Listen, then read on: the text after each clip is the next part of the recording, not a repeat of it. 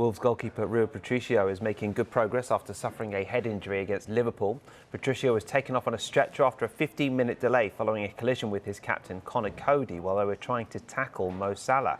The Portuguese goalkeeper is recovering at home today following the collision. We're told that Patricio was recovering well inside the stadium after the game. He was chatty and relaxed when he left. He was driven home by a physio and didn't require any hospital treatment. He's still being closely monitored and will be reviewed today. Well, Patricio's been named in Portugal's squad for their upcoming World Cup qualifiers. David James says the unfortunate injury to Patricio is a result of the risks goalkeepers take. James expects the Wolves goalkeeper will need time to recover mentally as well as physically before he's ready to play again. I was fearful as well, just like everyone else, I think, watching it last night, because the initial impact looked bad, but the fact that they took so long to get him off the pitch, rightly so, you were just fearing that it could be a lot worse. But, you know, the trouble is you go into those positions. Conor Coady didn't do anything intentional, obviously. The amount of times when I've got a broken nose from going for an intervention and being elbowed in the face, you take that risk. But at the same time, it's what you do afterwards. And for Rui Patricio, it's whether or not he still has the courage and the confidence to be going for similar situations. And you wouldn't be against him for not wanting to, because if you get stretched off the field, then that is pretty much a high price to pay for going into a situation which you don't feel there is any danger.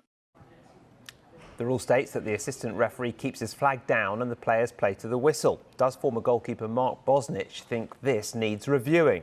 That was close enough and understandable for the assistant referee to keep his flag down, but there have been a lot of incidents, not only in the Premier League but everywhere around the world, even the local league here, where the player is clearly offside. And when I say clearly, I'm talking about by 2 or 3 metres, and it keeps going for sometimes, you know, up to 20 seconds, and it's ridiculous, really. So I think when it's clearly offside, I think the instructions need to be to the assistant referee, linesman, whatever you want to call him, to put your flag up, because you saw what happened to Rui Patricio. This could happen in these type of situations, but I think this particular incident were perhaps being a little bit harsh, like I said, because that was close enough. I could understand the assistant referee keeping his flag down. Well, former Premier League referee Dermot Gallagher agrees with Bosnich that the flags should continue to stay down for close calls, and the injury to Patricio was just an unfortunate accident. With a human eye, it's so difficult to make that judgment at the speed.